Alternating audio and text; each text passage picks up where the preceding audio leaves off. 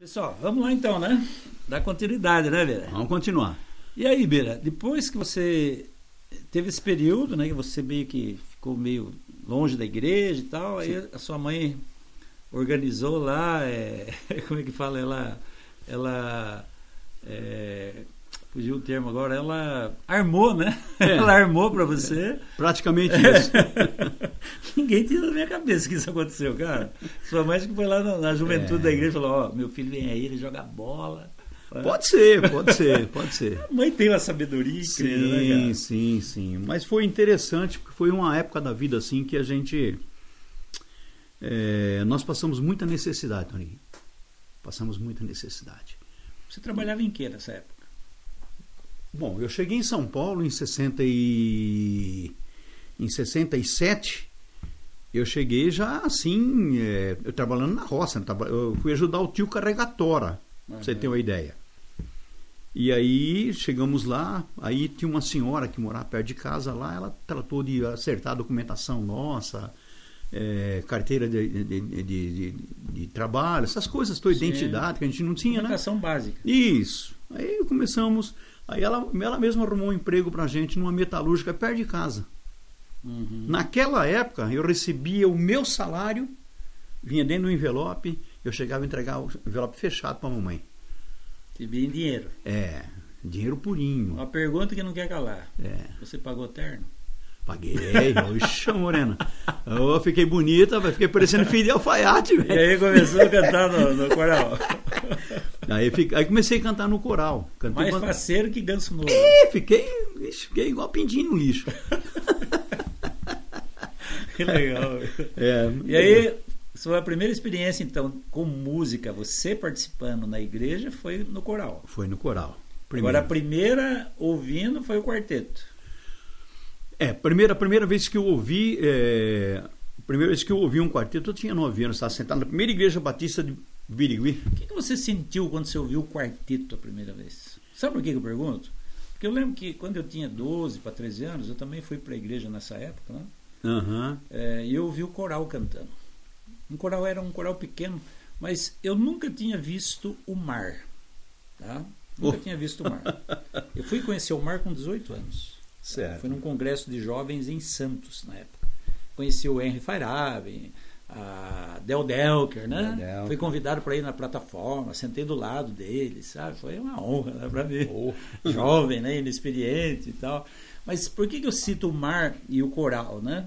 Porque para mim, cara, ouvir o coral cantando, ouvir a harmonia das vozes, apesar de eu nunca ter visto o mar, eu imaginava as vozes como se fossem ondas do mar, né? A harmonia, aquela a modulação, entendeu? Eu imaginava como se fossem ondas do mar. Não sei por que eu fazia essa relação.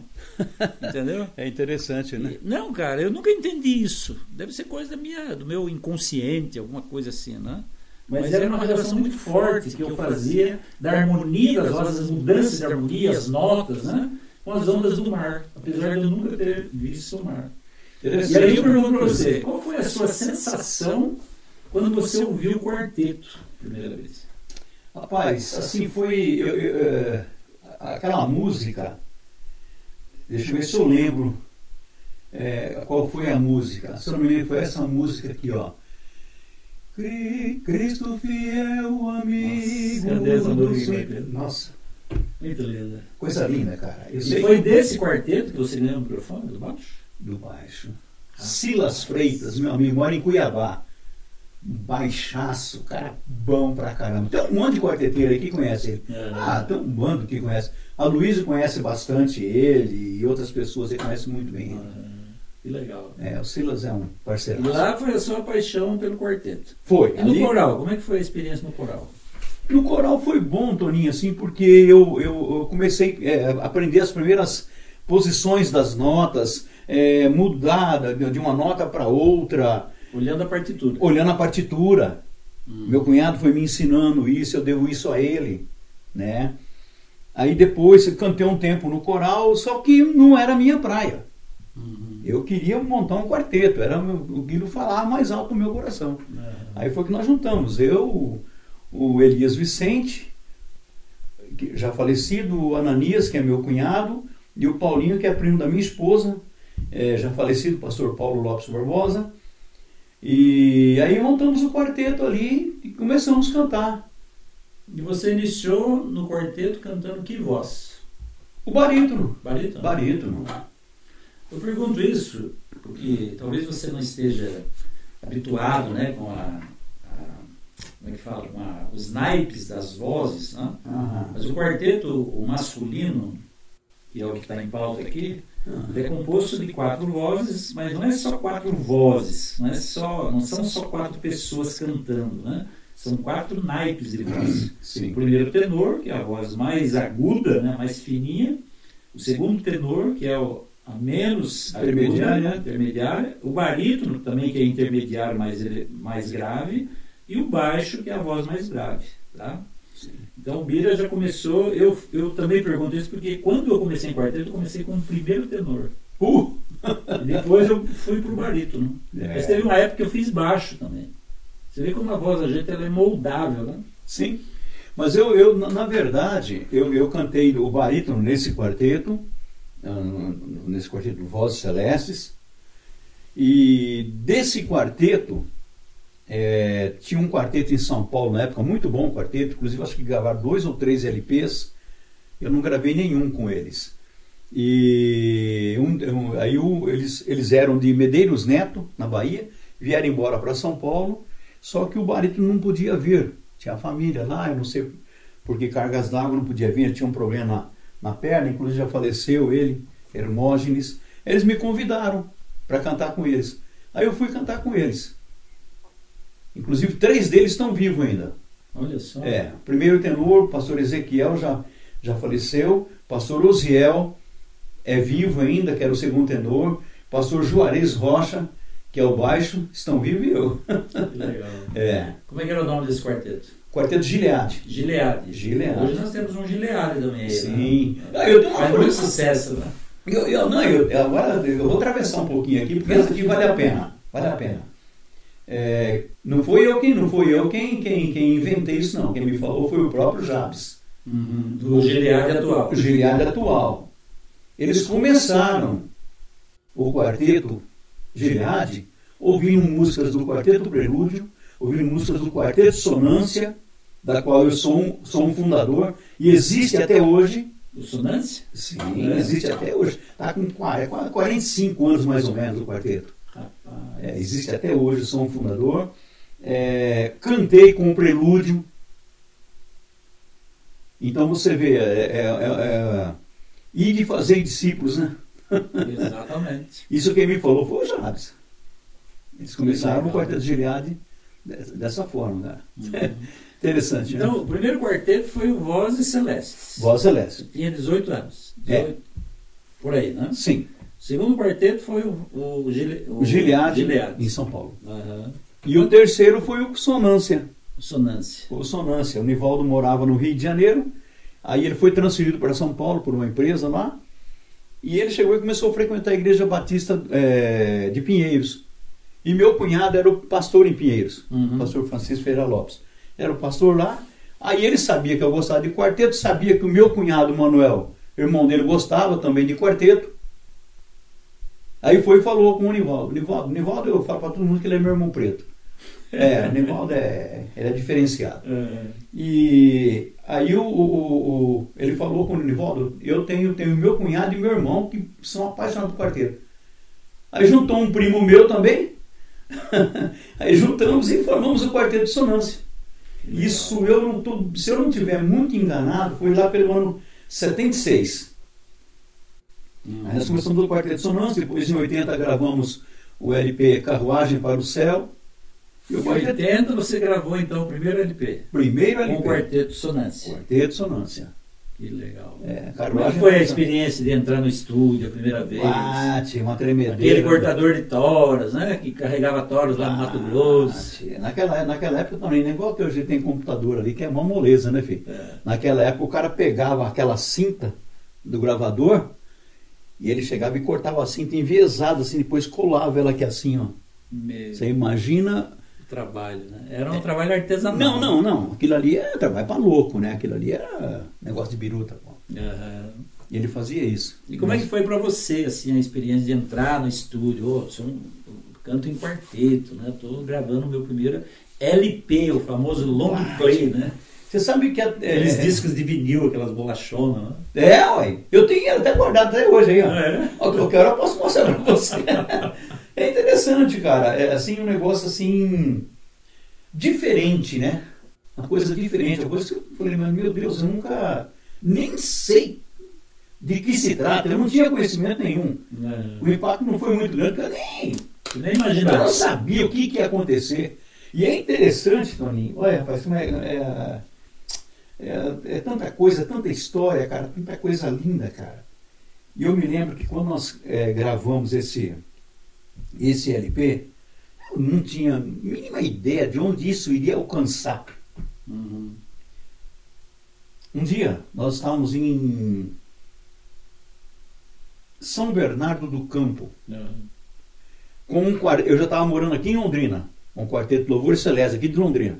Cantando com eles, nós estávamos fazendo uma programação da Igreja Presbiteriana em São Bernardo do Campo. Vamos só dar um parênteses aqui. Louvores Celestes era um quarteto de Londrina. Esse é de Londrina. Tá. O de São Paulo era Voz Celeste, mas Celeste. Logo terminou também. Em 69 terminou também. Tá. E você, quando veio para Londrina, você fundou o Louvor Celeste? Não. Ou você entrou no Louvor Celeste que já existia? Eu vim para cá. Saiu do Sonância e veio para cá. Isso, porque eu não tinha como eu ir para lá direto, né? Sim. E o quarteto tinha bastante compromisso, eu não tinha como. Eu sei que eu fui mais, acho que 1 ou 2 anos, aí não deu certo, estava ficando muito dispendioso. Era muito mais difícil, né? Aí aqui a primeira igreja aqui tinha um grupo que chama Conjunto Canaã. Existe até hoje. Uhum. E aí eu conheci eles um dia, eles estavam cantando na praça, eu não tinha nem trazido minha família para cá ainda.